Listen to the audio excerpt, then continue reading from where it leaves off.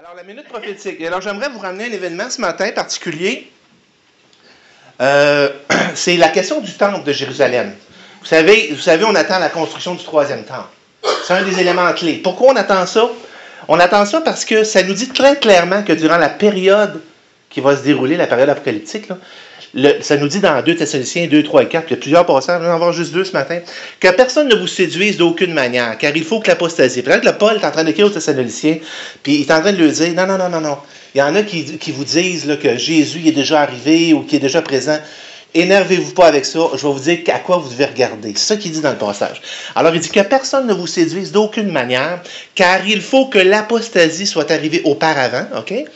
Et qu'on ait vu paraître l'homme du péché, le fils de la perdition, l'adversaire qui s'élève au-dessus de tout ce qu'on appelle Dieu ou de ce qu'on adore, jusqu'à s'asseoir dans le temple de Dieu, se proclamant lui-même Dieu. Alors, juste la petite expression en rouge qui dit « jusqu'à s'asseoir dans le temple de Dieu ». Ça prend un temple. Les Juifs n'ont pas le temple, là. OK? C'est un événement, c'est quelque chose de clé dans l'accomplissement de ces événements-là. OK? Alors, j'ai un autre passage qui dit, ici dans Daniel 9, 27, ça nous dit, il fera, alors ça parle de l'Antéchrist, il fera une solide alliance avec plusieurs pour une semaine, et durant la moitié de la semaine, et je ne rentrerai pas dans les détails, mais il fera cesser le sacrifice et l'offrande. Alors, un sacrifice et une offrande, ça prend un temple. Les Juifs doivent construire un autre temple. Il faut que ça arrive, ça. Qu'est-ce qui a changé? Quelle est la donne? Quel est l'élément qui s'est passé tout récemment? Tout récemment. C'est assez frais comme événement. Robert Koenig, je vais en parler pour ceux qui sont sur le web avec moi, j'ai mis l'information disponible. Robert Koenig a écrit un livre qui s'appelle Le Temple. C'est en anglais. Une partie des informations est basée là-dessus. Vous savez, une grosse problématique à la construction d'un temple pour les Juifs, c'est que pendant des décennies, pendant des siècles, les Juifs n'ont pas pu construire de temple parce que selon leur connaissance, l'emplacement du temple doit être exactement à la place où se trouve la mosquée d'Omar. Et vous savez, la mosquée d'Omar, là, les musulmans ont bien averti que la journée que les Juifs vont donner un coup de pelle là pour essayer de construire quoi que ce soit, c'est le déclenchement d'une troisième guerre mondiale. Il y a 1,2 milliard de musulmans dans le monde. C'est ça qui a été dit, là. Autrement dit, tu ne rentres pas là, tu ne touches pas à ça. OK? L'événement nouveau, ou l'information nouvelle, puis j'aimerais encourager votre exercice là-dessus, faites vos recherches vous-même, c'est l'emplacement du temple. Alors, Robert Koenig, ce qu'il a fait, lui, c'est un investigateur du FBI, on l'appelle l'Indiana Jones chrétien. OK? Alors, il a fait des investigations, lui, il a travaillé comme enquêteur pour le FBI, puis il a suivi un processus d'enquête. Exactement comme ils faisaient dans le FBI, ils ont des techniques d'enquête strictes, puis il faut suivre les étapes pour arriver à des conclusions. Et lui a analysé les emplacements du temple et à la suite de découvertes, ils ont relocalisé où le temple de Jérusalem, le dernier temple de Salomon, se trouvait. OK? Puis c'est pas du tout sur le mont du temple. Qu'est-ce que ça va changer, ça? Ça, ce que ça va changer, c'est que ça donne carte blanche. Si les Juifs acceptent ça, puis ça ne sera pas facile. Parce que dans son livre, il va expliquer que le mur actuel, vous connaissez le mur des Lamentations?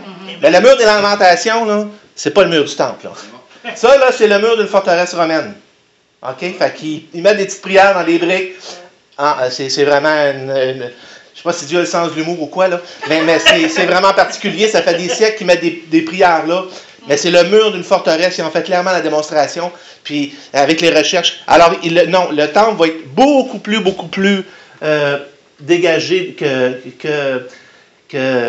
la vue actuelle. Alors, ça, c'est la mosquée d'Omar. Et c'est l'emplacement, comme je le disais, qui est sacré. C'est sacro-saint du monde musulman. C'est la place la plus ne pas touchée sur la terre. OK, ça ici, c'est l'emplacement. Ça, c'est l'emplacement. On voit ici.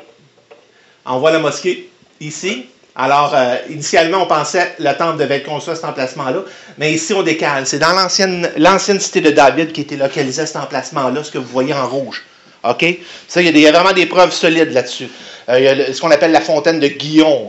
Le temple, pour que les prêtres puissent offrir les sacrifices et tout ça, et pour le lavage, ça prenait une source d'eau vive. Et c'est la seule place où il y a suffisamment d'eau. La fontaine de Guillon, c'est la place où Salomon a été nommé, a été sacré roi par Israël. Alors, ils ont découvert l'emplacement, ils savent l'emplacement, puis en ce moment, ils ont des preuves vraiment pour dire que c'est à cet endroit-là, ce qu'ils appellent la cité de Sion, qui est exactement la même place que l'emplacement du temple, et c'est là qu'il faudrait que ça se trouve. Et ça, c'est un élément très, très nouveau dans les découvertes archéologiques récentes pour aller vers. Alors, vous comprenez que, vous savez, dans une des conférences que j'ai fait, là, que j'ai fait puis que j'ai emmené du pasteur Raymond Bourgier, il parlait de la courbe exponentielle. Amen. Que les choses allaient s'accélérer. Clic, clic, clic, clic, clic, clic. La courbe exponentielle, c'est que les choses partent à une vitesse et accélèrent. Et ce qui est clair dans les Écritures, c'est quand on va arriver plus proche du retour du Seigneur Jésus-Christ, là, les choses vont prendre une allure rapide. Et il y a des choses qui vont vraiment succéder, là. Ça va bouger, là. Et ça bouge avec l'ISIS en ce moment, je n'irai pas dans cette direction-là, mais avec l'ISIS en ce moment, ça bouge beaucoup. OK? C'est des éléments, c'est des prophéties qui sont en plein de se réaliser ici. Alors, ils ont relocalisé. Alors, ça donne champ libre à Israël pour la construction du temple. Et ça, c'est ce qu'ils appellent le fort Antonia. Ça, c'est une reconstitution, là.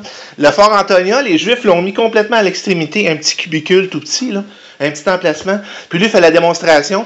Et il fait la preuve, entre autres, par des témoins visuels. Un des témoins visuels, c'est Joséphus, le célèbre historien Joséphus, qui décrit ce qu'il voit. Et ce qu'il voit, là, après la destruction de Jérusalem, là, la seule chose qu'il voit, là, c'est le mur de la forteresse. Et c'est ce qu'il dit. Alors, c'est bâti sur des témoins oculaires.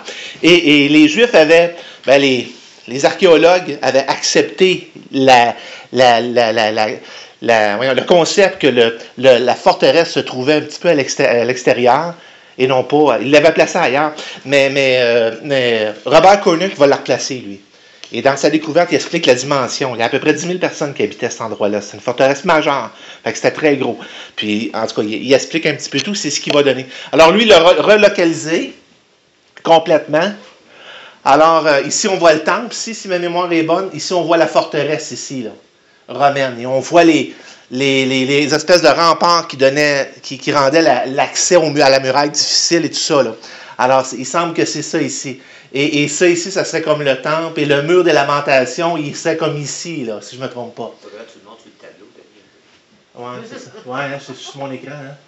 Hein. Grosso modo, le mur de lamentation, ça devrait être là, ici. Ce qu'on appelle le Walling Wall. Ici, là, ce côté-là, ici. Là. Ça serait comme le mur des lamentations, qui serait un des murs de la forteresse. La forteresse qui appelle la forteresse le fort Antonia. Alors ça, c'est majeur, une traînée de poudre en ce moment. C'est comme, vous savez, Daniel, il dit à un moment donné, Dieu dans les prophéties bibliques qu'il donne à Daniel, il va dire à un moment donné, cache ces choses. Cache ces choses. Il y a comme il dit, cache ces choses jusqu'au temps de la fin. Plusieurs le liront et la connaissance augmentera. Je crois que Dieu va ouvrir la connaissance plus on va approcher du moment du retour de Jésus-Christ. Je crois qu'il y a des choses qu'on va comprendre, qu'on arrive difficilement à comprendre de plus en plus nos yeux.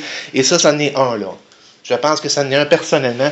Moi, c'est ma conviction. Je crois vraiment que le temps va être là. Maintenant, comment les Juifs vont prendre ça? C'est une grosse pilule à avaler, là. Mais Ils détruisent, là. Ils détruisent rien. Tout le monde habite là, tu vois. Ah oui, c'est sûr, mais là, c'est mineur parce que où serait l'emplacement? Ben, il n'y a aucune. Israël a plein contrôle sur ce territoire-là, il n'y a aucun problème, c'est contrôlé par Israël. Fait que c'est quelque part que ça serait très simple de bâtir n'importe quand. Alors, c'est un petit peu ça, là, on la voit la vue d'en haut. Alors, la mosquée d'Omar, elle se trouve être à l'extérieur de cette saison-là. C'est ça. Ils l'ont bâti dans le fond à l'endroit où se trouvait le fort, là. La forteresse le fort Antonia, là, à l'extrémité, là. C'est ce qu'on voit là sur le plan, là. Alors, grosso modo, c'était ce que je voulais vous partager. C'est une minute, c'est pas une prédication, hein?